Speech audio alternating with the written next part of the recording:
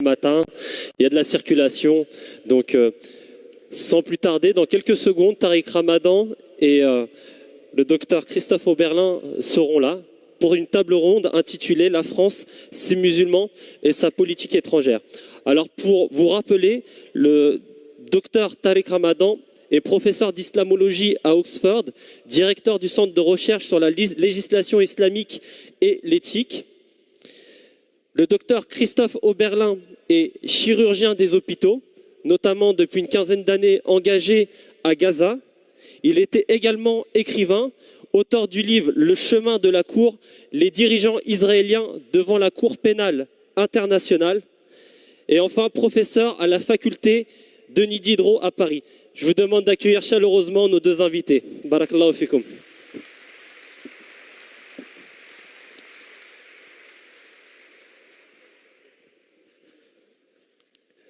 Monsieur Oberlin, Monsieur Ramadan, bonjour à vous, bienvenue. Merci d'avoir répondu à notre invitation. C'est un grand plaisir de vous accueillir pour cette 32e rencontre annuelle des musulmans de France.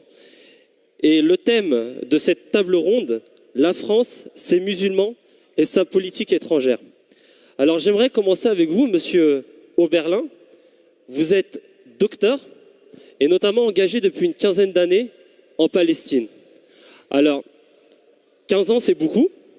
Vous avez certainement vu beaucoup d'évolutions, notamment des relations entre la France et la Palestine. Si vous pouvez nous faire un historique de votre histoire. Bon, je ne vais pas parler de mon histoire, je vais parler plutôt de l'histoire de mes amis de Palestine, en particulier de Gaza.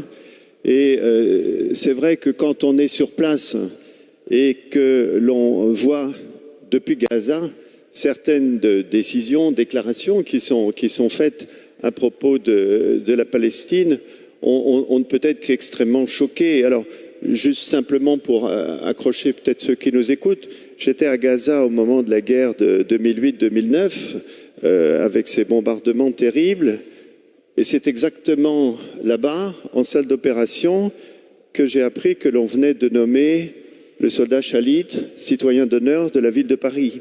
Vous imaginez l'impression que ce genre de décision peut produire au niveau de nos amis palestiniens.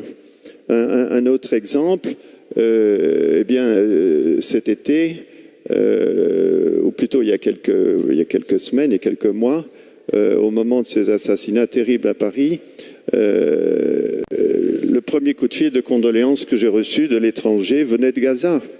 Et mes amis de Gaza disaient, ils participaient, ils apportaient leur témoignage de sympathie, et ils se posaient la question, quelles vont être les conséquences sur les musulmans de France. C'est-à-dire qu'on ne s'imagine pas à quel point nous sommes observés, à quel point tout ce que nous faisons est regardé, et le côté positif, à quel point eh bien, nos amis de Gaza, en particulier mes amis du Hamas, font la différence entre l'opinion dont ils savent qu'elle est très largement favorable à la justice pour les Palestiniens, et les décisions politiques, les images, les amalgames dont on va sûrement parler maintenant, qui sont meurtriers. Mais les temps doivent changer, les temps vont changer, je crois. Merci, Monsieur Oberlin. Donc, engagé depuis 15 ans en Palestine, vous avez connu la Palestine sous différentes politiques en France, sous Chirac, sous Sarkozy, aujourd'hui sous François Hollande. Quelle évolution des relations vous avez pu noter? Est-ce que ça s'est amélioré? Est-ce que ça s'est dégradé? Les responsables politiques français n'existent pas pour les responsables de Gaza. C'est-à-dire qu'ils considèrent, je parle des 2 dernières législatures, que ce sont des non-interlocuteurs. D'ailleurs, il n'y a aucune tentative de contact. Depuis cette décision vraiment catastrophique qui a été prise de mettre le Hamas sur la liste des organisations terroristes, eh bien, il n'y a plus de contact diplomatique. Donc une diplomatie qui se barre des interlocuteurs, c'est une diplomatie qui se tire une balle dans le pied. Et depuis les élections du Hamas en 2006, eh bien, toute une série de mesures de rétorsion ont été prises qui sont non seulement complètement injustes, mais totalement inefficaces. Donc, on est dans une situation où une véritable guerre contre le Hamas a été déclenchée, mais le droit commence à pointer un petit peu son nez. Vous savez que les juges européens, par exemple, eh bien, ont annulé, il y a quelques mois, la décision du Conseil européen de mettre le Hamas sur la liste des organisations terroristes. Alors, bien entendu, le Conseil a fait appel, mais ça n'empêche que les juges en droit ont dit eh bien, écoutez, on est désolé, vous nous avez apporté aucun élément de preuve, vous nous avez apporté des coupures de presse, mais rien qui nous permette en droit, et d'ailleurs le Hamas n'a jamais fait la moindre exaction sur le territoire européen, donc le Conseil s'est fait retoquer. Mais le Conseil a fait appel, et donc ça continue. Et une nouvelle décision a été prise il y a encore quelques jours de remettre le Hamas sur la liste des organisations terroristes. On voit là quelque chose qui est extrêmement pervers, c'est-à-dire c'est l'utilisation du droit pour faire la guerre. C'est ce que les anglo-saxons appellent le lawfare, c'est-à-dire qu'on détourne, on utilise les failles, et en fait, il y a un objectif qui est celui de faire une véritable guerre. Donc je crois qu'au niveau du droit, nous sommes à un moment extrêmement important. Beaucoup décrit la Cour pénale internationale, mais peu de gens, y compris dans cette salle, savent qu'il n'y a pas moins de 3 procédures aujourd'hui qui sont ouvertes contre Israël au niveau de la Cour pénale internationale. Et la dernière de ces procédures, d'ailleurs, elle remonte à la semaine dernière. On a eu pas moins de 450 Palestiniens de Gaza qui ont porté plainte auprès de la Cour pénale internationale pour le crime de siège. Donc ça, ce sont des choses importantes, ce sont des choses qui avancent. Et petit à petit, eh bien, peut-être qu'on va réussir un petit peu à redresser la situation par le droit. Merci. Alors, j'aimerais me diriger maintenant vers le professeur Ramadan. On a entendu le témoignage de M. Oberlin. C'est un témoignage qui est poignant. L'homme à abattre, est-il réellement le Hamas? Et qui en souffre le plus? Les Palestiniens, le Hamas? On aimerait avoir un complément d'information sur ce que vous pensez sur ce sujet. Écoutez, je pense que dans ce qui est le sujet de ce matin, la politique étrangère de la France et la relation avec les Français de confession musulmane, le cas emblématique, c'est le cas palestinien, c'est la relation avec la Palestine et c'est en même temps la relation et parfois le silence et parfois la complicité de l'État français vis-à-vis de la politique israélienne. Et en l'occurrence aujourd'hui, il y a des principes qu'il faut mettre en avant et il y a des politiques qu'il faut aussi, dont il faut faire l'analyse. Quand le peuple palestinien décide d'élire ses représentants, il n'appartient à aucun pays sur la terre de commencer à diaboliser le peuple et en fait à punir le peuple sous prétexte qu'on a élu des gens qui le représentaient. Au niveau européen, même d'ailleurs comme au niveau français, puisqu'on l'entend avec votre voix, il y a énormément de gens qui ne sont pas d'accord avec l'idée de mettre le Hamas sur la liste des organisations terroristes. Et souvent, j'ai été interpellé dans les médias et j'ai dit et répété qu'il en était du Hamas quant à la résistance à l'occupation israélienne, comme il en a été de l'ANC dans la résistance à la politique sud-africaine. Et qu'on a beau célébrer après coup l'icône Mandela, il a été pendant tellement longtemps un terroriste qu'on ferait bien d'avoir de la mémoire plutôt que, de ce point de vue-là, d'accepter ces décisions qui sont des décisions politiciennes, qui ne sont pas des décisions de justice, qui ne sont pas des décisions de droit. Aujourd'hui, qu'il soit clair, qu'on le dise nous aussi, parce qu'il faut que les citoyens se fassent entendre de ce point de vue-là. Aujourd'hui, dans cette question-là, il y a des oppresseurs et il y a des opprimés. Et l'État israélien est un État dont la politique est une politique d'oppression et de colonisation. La résistance palestinienne est légitime. Nous devons rendre éthiques les moyens de la résistance. Ça, c'est ce que je crois fondamentalement. Mais la résistance, il faut la soutenir. Et il en va de la dignité de la France de ne pas l'oublier et de ne pas jouer à faire comme si on ne savait pas que le plus grand menteur de toute l'équation israélo-palestinienne est à la tête de l'État israélien en la personne de Netanyahou. Donc, dans des cercles privés, on a entendu Sarkozy dire que c'était un grand menteur. Notez qu'entre menteurs, parfois on s'entend bien. Mais en l'occurrence, ici, ce qu'il faut qu'on mette en évidence, c'est qu'on puisse apporter, nous aussi, en tant que citoyens, des positions de principe et qu'on n'ait pas peur, parce qu'aujourd'hui, il y a une espèce de terrorisme intellectuel en France. On ne peut pas parler de ça. Il ne faut pas qu'on dise ceci. Il ne faut même pas qu'on dise, on me dit, il faut qu'on évite le sujet. On a même des organisations françaises, pro-palestiniennes parfois, ou françaises, avec une activité qui est socialement orientée vers la référence musulmane, et on a peur, on ne dit plus rien. Aujourd'hui, il faut être... vous savez, Onfray avait écrit, et je l'ai dit dans un post sur Twitter et sur Facebook, il avait dit, il y a certains représentants musulmans qui sont judéo-compatibles. Et ma réponse à Onfray, c'était de dire non. Nous, on est tous judéo-compatibles. On n'a aucun problème avec le judaïsme. Il est interdit islamiquement d'être antisémite. Interdit. Mais ils ne sont pas judéo-compatibles, ils sont israélo-compatibles. C'est-à-dire que ce sont des gens qui soutiennent ou qui se taisent sur la politique israélienne, qui vont s'asseoir au dîner du CRIF en tant que personnes civilisées, en ne sachant pas que ceux aujourd'hui qui orientent la politique du CRIF, c'est une politique de soutien à la politique israélienne et qui suppose que quand on critique l'État d'Israël, c'est comme si on était antisémite.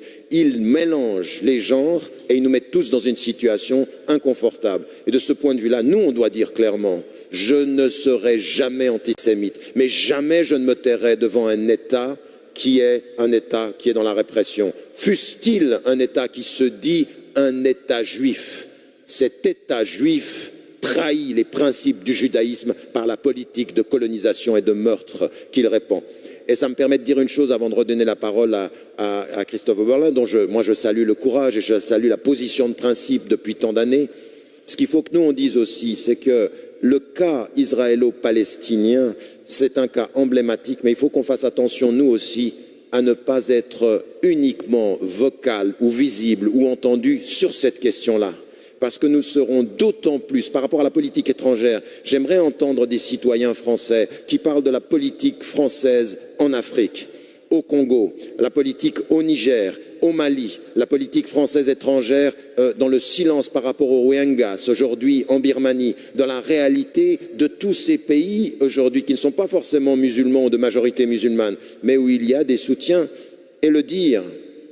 Parce que ça, il faut le rappeler, quand on a entendu, après les actes terroristes en janvier, que la France était uniquement victime de ce qui se passait, il faut qu'on dise deux choses. La condamnation absolue de ce qui s'est passé en France doit être claire. Et ajouter à cela que la France doit aussi se rendre compte qu'elle est en guerre ailleurs, que dans le silence par rapport à la Syrie, pendant 8 mois, on n'a rien dit, on n'a rien soutenu. C'est un drame ce qui est en train de se passer en Syrie. Quelle a été la politique française? Et qu'on ne dise pas qu'ils n'étaient pas impliqués en Syrie, qu'on ne nous dise pas que la France n'était pas impliquée sur la question libanaise, ou qu'elle ne nous dit pas aujourd'hui qu'on est silencieux sur la question yéménite. On ne nous dit pas qu'elle était silencieuse sur l'Irak, qu'on ne nous dit pas qu'elle était silencieuse en Libye. La France est impliquée sur sa politique étrangère, sur des chantiers sur laquelle sa politique n'est pas digne aujourd'hui. Elle n'est pas digne des principes qu'elle dit relever. Donc nous, ce qu'on doit dire en tant que citoyens, nous sommes, et vous êtes, vous ici, des Français, et le vrai Français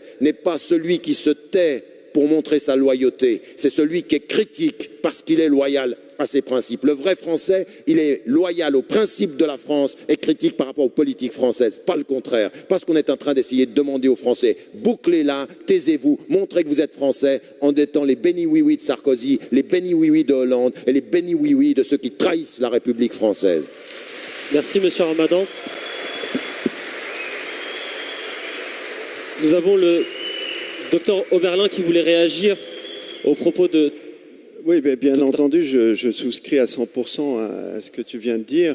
Il ne faut pas regarder la pointe de ses chaussures lorsqu'on est face à des situations totalement injustes, et il faut en parler. Et tu as parlé à juste titre du CRIF, du judaïsme. Moi, je voudrais dire plusieurs choses. Déjà, depuis Gaza, en 15 ans, je n'ai jamais entendu ni une personne ordinaire, ni un responsable quel qu'il soit, tenir un propos antisémite. Alors on me croira ou on ne me croira pas, jamais je n'ai entendu quelqu'un, y compris des plus hauts rangs du Hamas, parler d'expulser qui que ce soit le jour où il y aura l'égalité des droits sur le territoire de la Palestine. Donc cette espèce de procès en antisémitisme qui est fait est complètement scandaleux. L'instrumentalisation qui est faite est scandaleuse. Et là, je ne voudrais pas revenir à mon petit cas personnel, mais ça m'a fait rire quand j'ai vu arriver un courrier, sauf que malheureusement, c'était quand même cet été, c'est-à-dire que c'était au moment du début de la guerre de Gaza. J'ai vu arriver un courrier du Conseil de l'Ordre des médecins qui portait plainte contre moi parce qu'il y a 2 ans, j'avais, dans une question d'examen de droit humanitaire, j'ai un petit certificat de médecine humanitaire, quelques cours, il y a 2 heures de cours de droit humanitaire. Les médecins humanitaires, eh bien, il faut qu'ils connaissent un peu le droit des victimes qui vont secourir, leurs droits également. Et j'avais posé une question pratique qui était un cas réel sur une famille exterminée à Gaza. Et en droit comme en médecine, eh bien, on pose des cas pratiques lors de l'examen. Eh bien, 2 ans après, le Conseil de l'Ordre des médecins porte plainte contre moi pour une question d'examen que j'ai posée, qui ne les regarde pas. D'ailleurs, c'est une question d'ordre universitaire. Et la plainte, elle vient d'où? Eh bien, elle vient d'un professeur qui est président de l'Association des médecins israélites de France. Et quand on regarde dans les statuts de cette association, eh bien, on s'aperçoit que la défense d'Israël est inscrite. Il est complètement anormal qu'une association de médecins eh bien, se porte au secours d'un État criminel. Et il est complètement anormal que le Conseil de l'Ordre des médecins se laisse instrumentaliser à ce point. Donc c'est contre chacune de ces petites exactions qu'il faut lutter, il ne faut pas les accepter et il faut parler, il faut utiliser les mots. L'appartenance communautaire, c'est une richesse. Mais le communautarisme, eh bien, ça consiste à défendre quelqu'un au nom de l'appartenance communautaire, même lorsqu'il a tort. Et c'est contre ce communautarisme qu'il faut lutter. Et chacun, à notre place, nous avons une petite action à faire. Tu as évoqué la politique étrangère de la France qui a bien des écarts meurtrières. Il y a un exemple aujourd'hui qui est absolument effrayant, c'est celui de l'Égypte de M. Sisi. Moi, j'étais encore il y a quelques semaines à Gaza. J'ai vu la destruction de la ville de Rafah, une ville égyptienne. Le Rafah égyptien est en train d'être détruit pour empêcher, pour couper le cordon ombilical économique avec l'Égypte. Et qu'est-ce qu'on voit dans nos médias? Eh bien, on se félicite d'un juteux contrat militaire avec ce dictateur qui est effrayant, ce contrat, parce que non seulement on va apporter des armes de destruction massive à quelqu'un qui va s'en servir et qui s'en sert, mais aussi d'une certaine façon, M. Sisi achète finalement notre connivence. Je t'achète tes avions, c'est un gros contrat, et tu me laisses tranquille avec ma population et tu me laisses tranquille avec tes droits de l'homme. Donc on voit que notre diplomatie n'est pas simplement une diplomatie commerciale, c'est aussi une diplomatie, une espèce d'entente sur le dos des populations, et c'est ça vraiment qui doit changer. Je peux réagir sur ça après ta question? Alors, pour rappeler, M. Oberlin est un chirurgien engagé à Gaza. Plusieurs fois dans l'année, il fait le voyage pour venir au secours des populations palestiniennes. Alors, quand Israël commet des crimes sur les Palestiniens, c'est légitime. On dit que c'est une réaction, c'est de la légitime défense. Quand on veut prendre la défense des Palestiniens, lorsqu'on dit qu'ils résistent et que c'est légitime de résister, on nous dit non, vous devez vous taire, vous, musulmans français. J'aimerais savoir pourquoi on nous demande de nous taire, pourquoi on nous demande de ne pas s'impliquer dans ce conflit israélo-palestinien. Monsieur Ramadan, peut-être ou... Non, allez-y. Juste un mot, parce que c'est important. Tu as dit j'allais à Gaza, etc. Je ne suis qu'une goutte d'eau. Depuis que le coup d'État a eu lieu en Égypte, eh bien, 90% de l'aide médicale à Gaza a été supprimée, car 90% de l'aide médicale à Gaza venait des pays arabes ou musulmans. On pense toujours que l'humanitaire, c'est Médecins sans frontières, Médecins du monde, c'est les Blancs, etc. 90% de l'aide humanitaire à Gaza en médecine venait à partir de l'Égypte.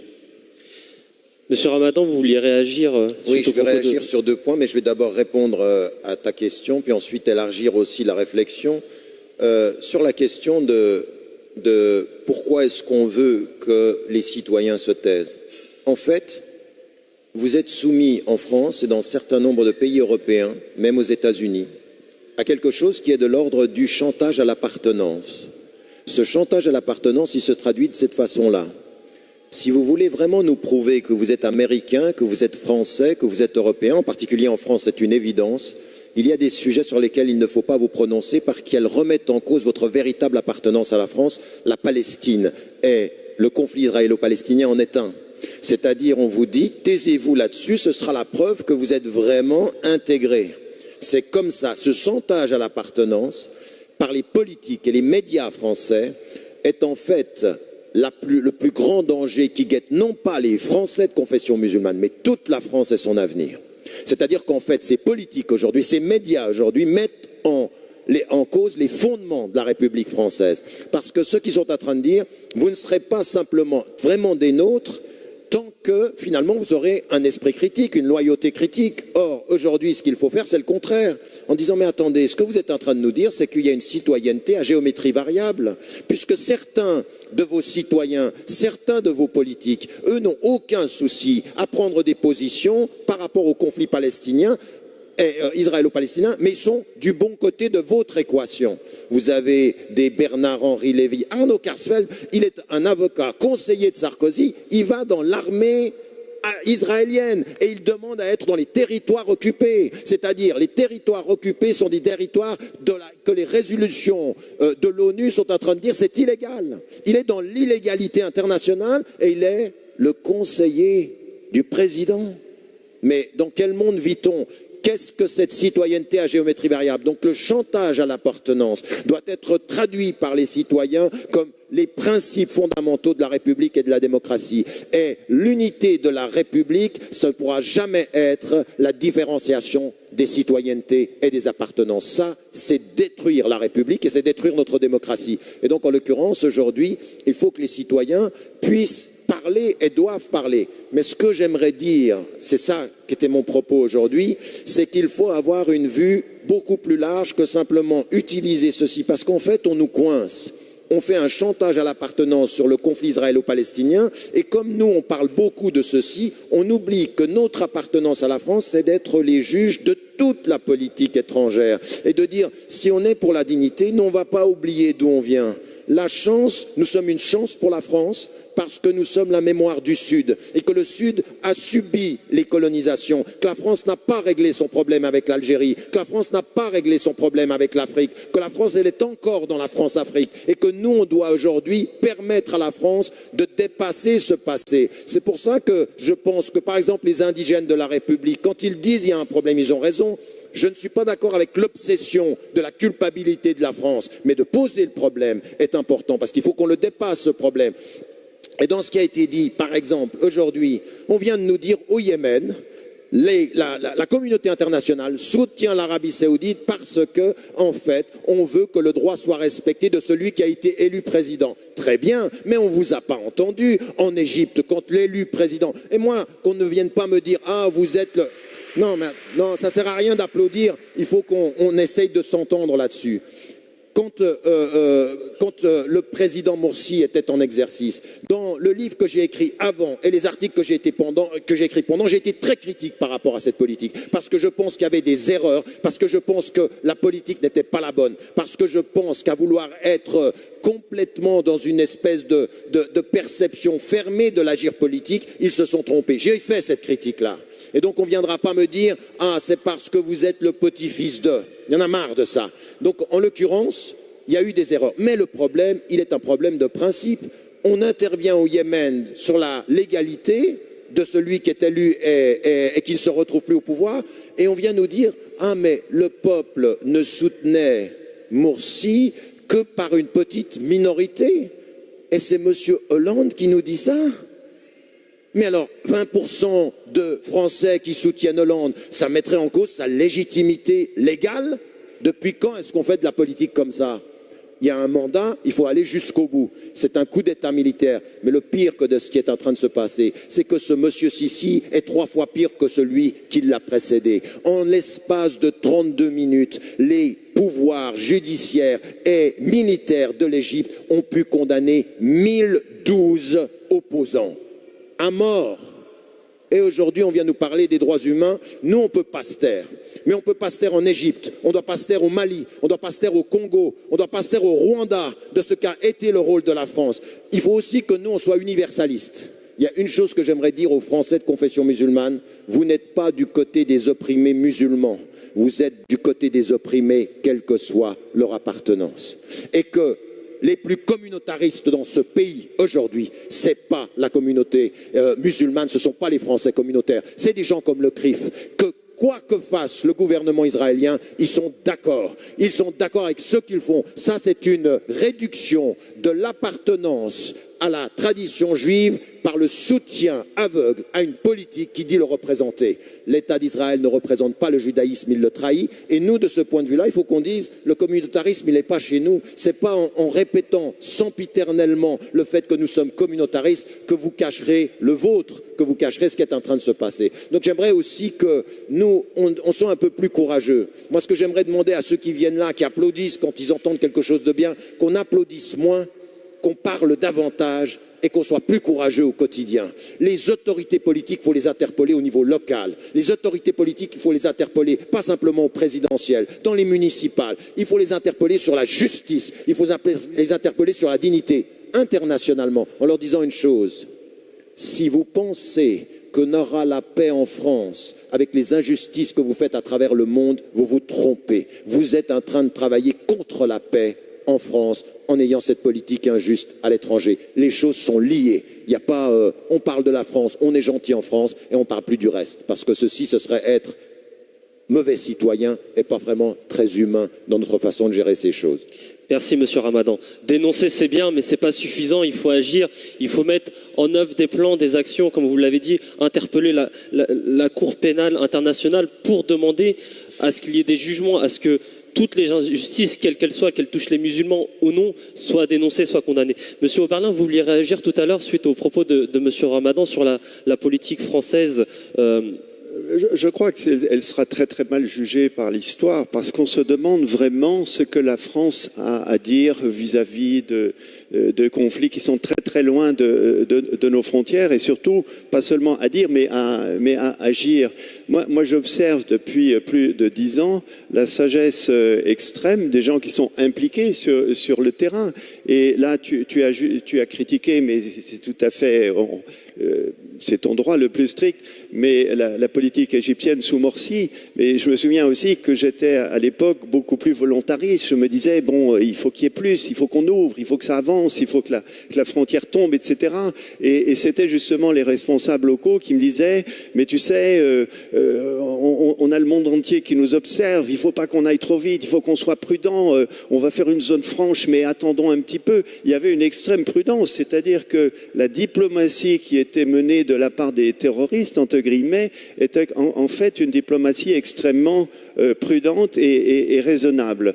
Concernant le conflit syrien, mais je me souviens encore, mon ami Mahmoud Zahar, en 2012, qui me disait le conflit syrien devrait être réglé, ou en tout cas une initiative devrait être prise localement par les pays qui sont concernés, par leur proximité à leurs frontières. C'est-à-dire que l'Égypte de Morsi et l'Iran devraient prendre une grande initiative et dire écoutez, essayons de régler les choses au plus près.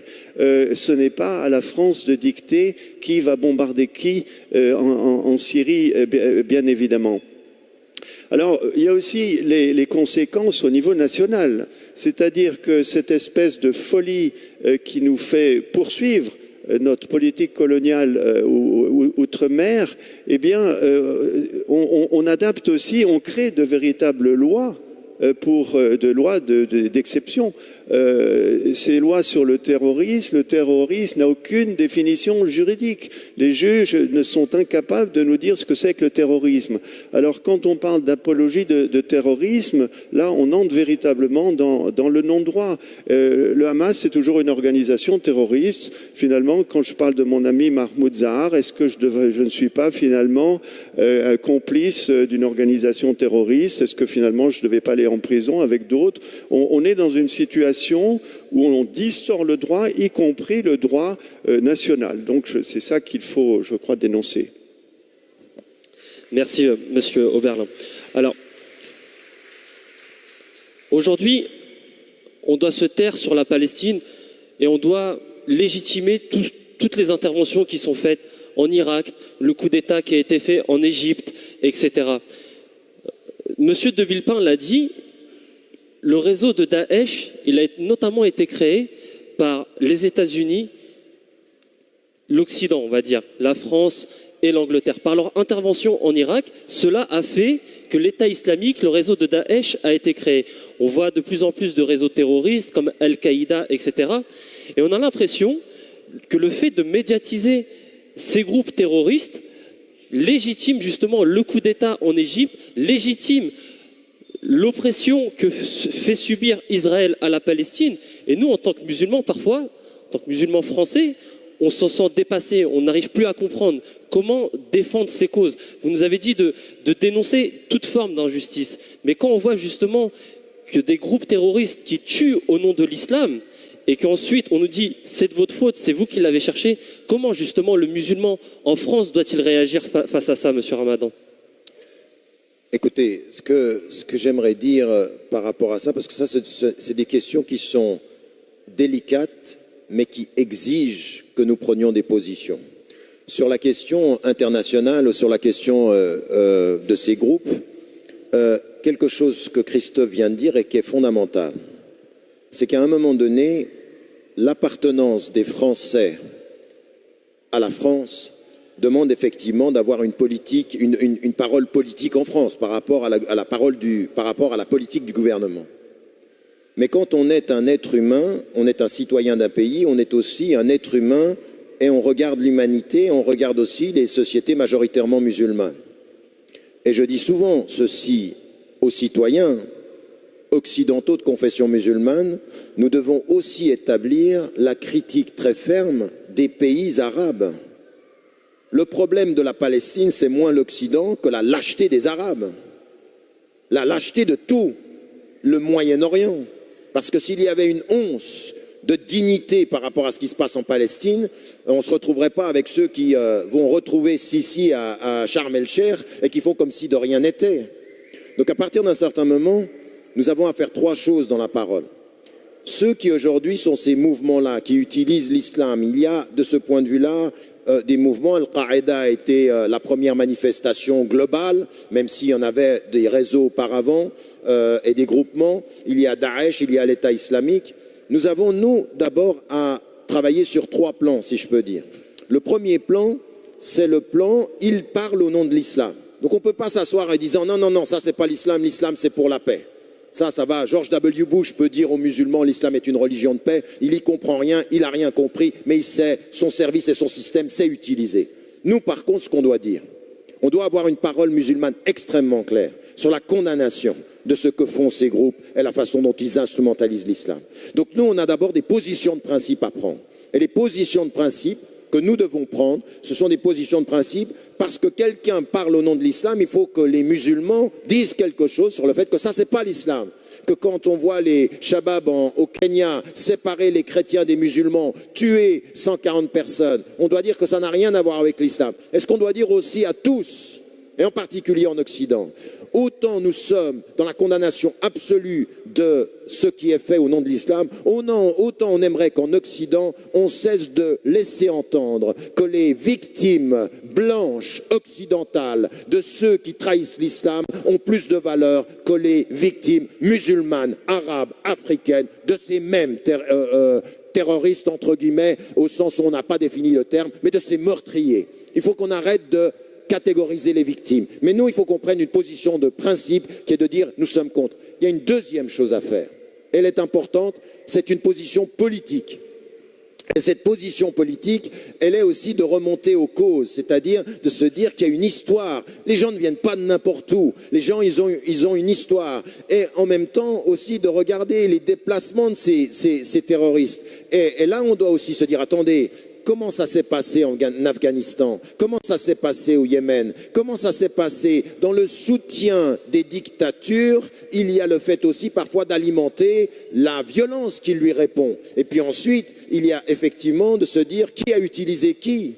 Parce qu'on est venu nous diaboliser Ben Laden à un moment donné de l'histoire. Pendant des années, on l'a utilisé en Afghanistan. Il a été l'allié objectif de la politique américaine. Saddam Hussein, qu'on a diabolisé par la suite. Il était assis à côté de qui dans les cercles? À côté de qui? À côté des plus hautes instances américaines, parce qu'il était l'allié objectif contre l'Iran. À un moment donné, il ne faut pas que la question politique, elle demande de la mémoire. Et les politiques d'aujourd'hui, ils aimeraient qu'on ait moins de mémoire et juste des condamnations. Non, il faut des condamnations des faits, le rappel des causes et la responsabilisation par rapport aux causes, dans tous les domaines. Regardez ce qui est en train de se passer en Libye. Moi, qu'on vient me dire, quand je suis avec Henri Guénaud sur un plateau de télévision et qui me dit « nous sommes intervenus pour des raisons humanitaires en Libye », je dis « non mais attendez, vous vous moquez de qui et de quoi et de où? Avec qui? Vous l'avez reçu comment, Kadhafi, quand il est venu à Paris? Comment l'avez-vous reçu? Avec sa tante, avec son arrogance d'un homme qui était un dictateur, pour venir ensuite nous dire que vous pensiez au peuple libyen?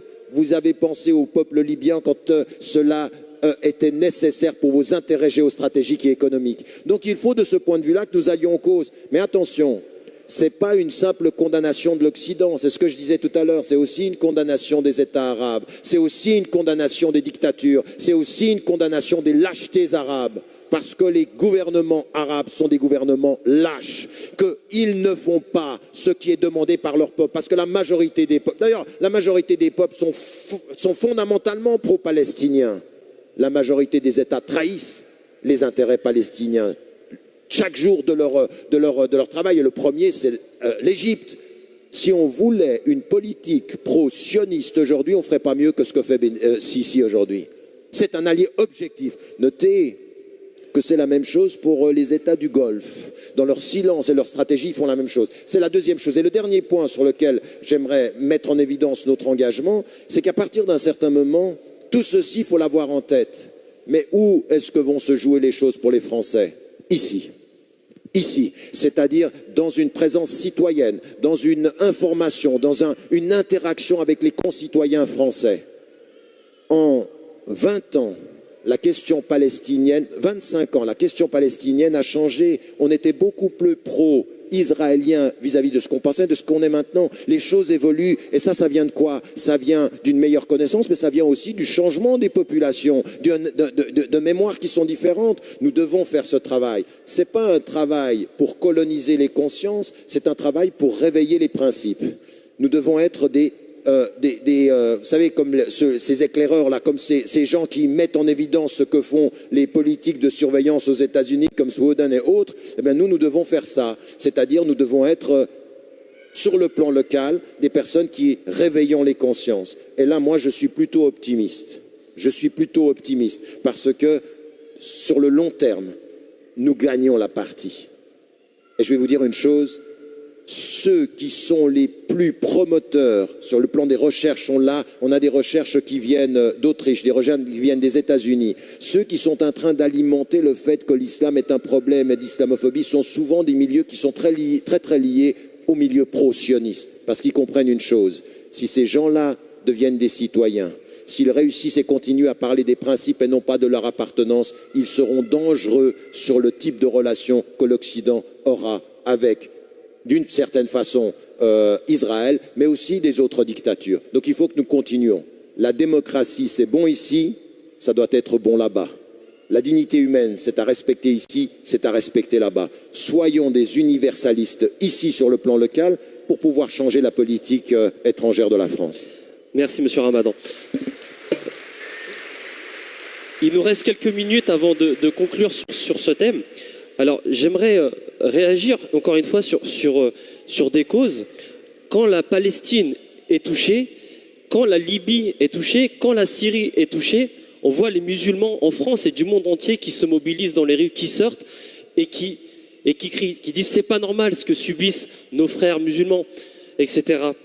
On voit qu'on réagit, nous, musulmans de France, sous l'émotivité, sous l'émotion, quand il se passe quelque chose. Et on se dit, on est prêt à faire l'impossible pour aider nos frères au bout du monde. Alors, pendant quelques jours, on va marcher dans les rues. Et quelques semaines après, ce sera aux oubliettes, ce qu'on a fait, dénoncer, être solidaire avec nos peuples, avec les peuples opprimés.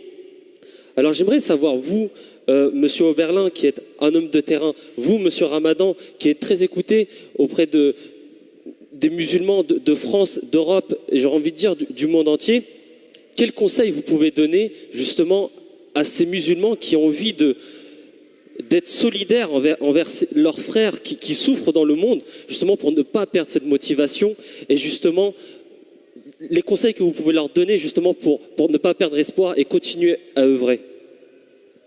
Moi, je n'ai pas de conseils à donner, j'observe simplement, et en observant, ça me rend optimiste aussi, malgré tout ce qu'on peut voir. Je crois que j'ai réglé le problème de mon pessimisme en ne regardant plus la télévision et en n'écoutant plus la radio. Je me sens beaucoup mieux, et à partir de là, eh bien, on voit beaucoup de signes positifs.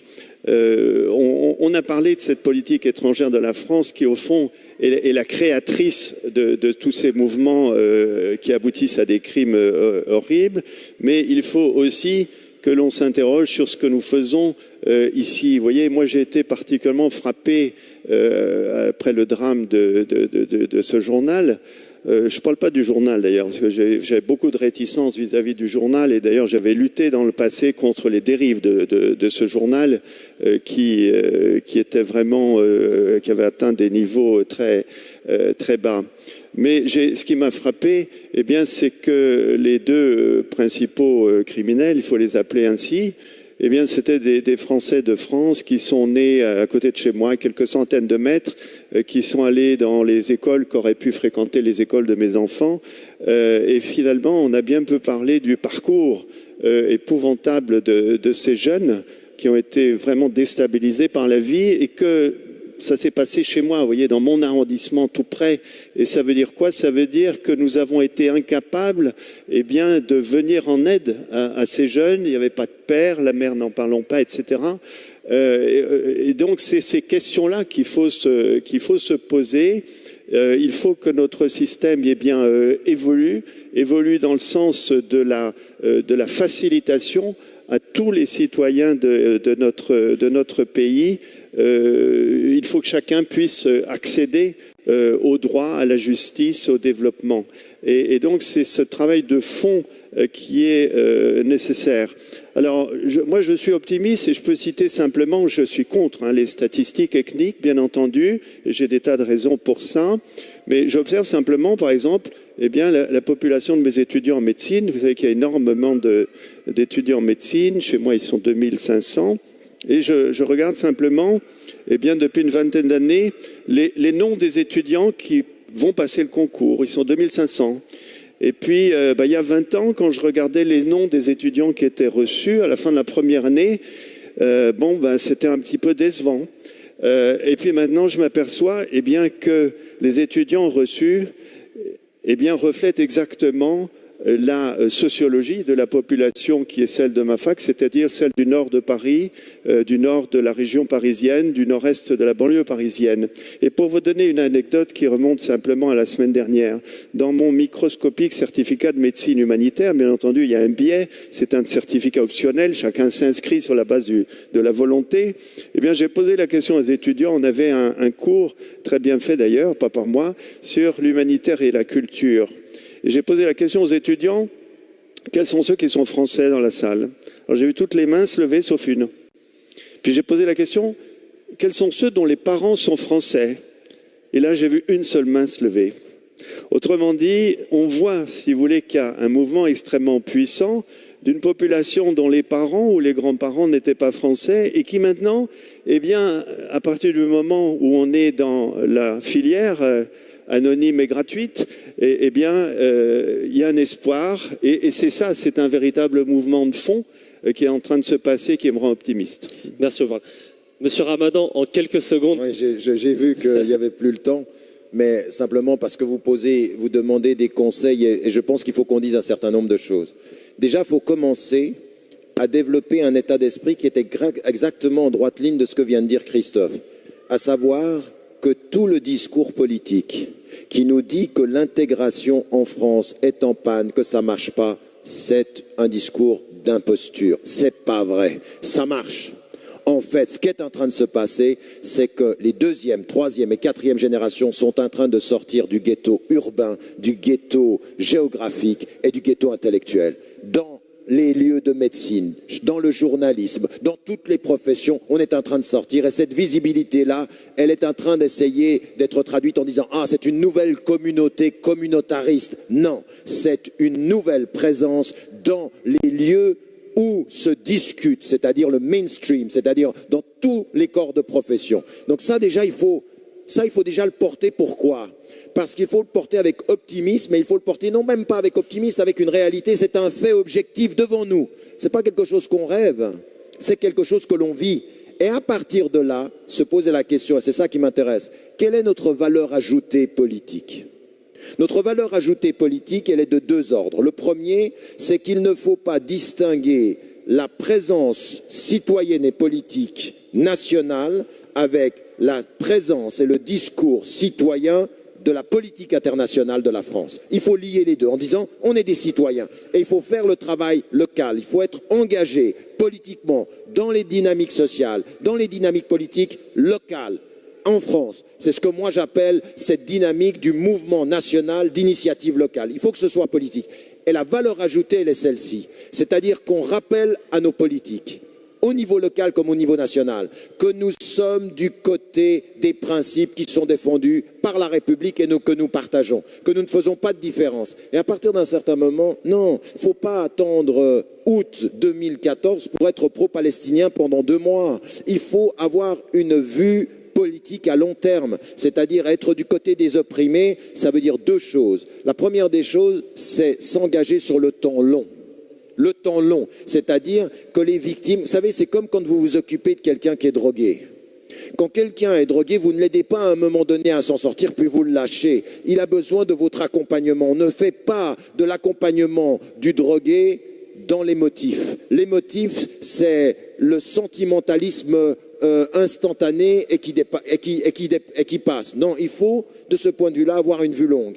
Et donc, cette vue longue, c'est-à-dire continuer à parler de ces sujets quand le monde se tait.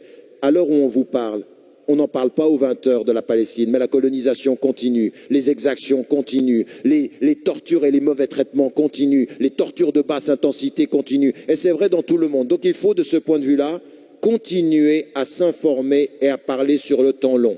Et la deuxième des choses qu'il faut faire, c'est lier les domaines, c'est-à-dire parler non pas simplement de la politique étrangère de la France dans les sociétés majoritairement musulmanes. Je suis désolé, il faut parler de la politique française autant en Amérique du Sud qu'en Afrique, qu'en Asie, et il faut avoir une véritable vision générale et ne pas se taire. Exiger aussi, nous, que les politiques étrangères changent, le temps long et la vision générale.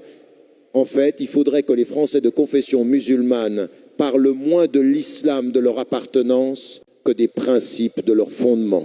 Et les principes de leur fondement, c'est là où ils vont retrouver l'humanité. C'est là où ils vont retrouver des gens qui ne sont pas musulmans. Je vais même vous dire une chose, pour terminer sur une note réelle. Beaucoup de vos concitoyens français qui ne sont pas de confession musulmane, certains sont athées, agnostiques, juifs, chrétiens, hindous et bouddhistes, eh bien, ils sont heureux de voir des gens français qui osent dire leur appartenance et défendre des principes. Ne confondez pas le discours politique des salons et des médias avec les réalités profondes de la France. Un jour, cette France-là, elle reconnaîtra les siens. Bien sûr, et nous en avons la preuve avec M. Oberlin qui témoigne de sa présence aujourd'hui. La France est musulmane et sa politique étrangère abordée par Dr Oberlin et le Dr Ramadan. Merci de votre présence et encore une fois, soyez les bienvenus. Sans transition, la suite du programme.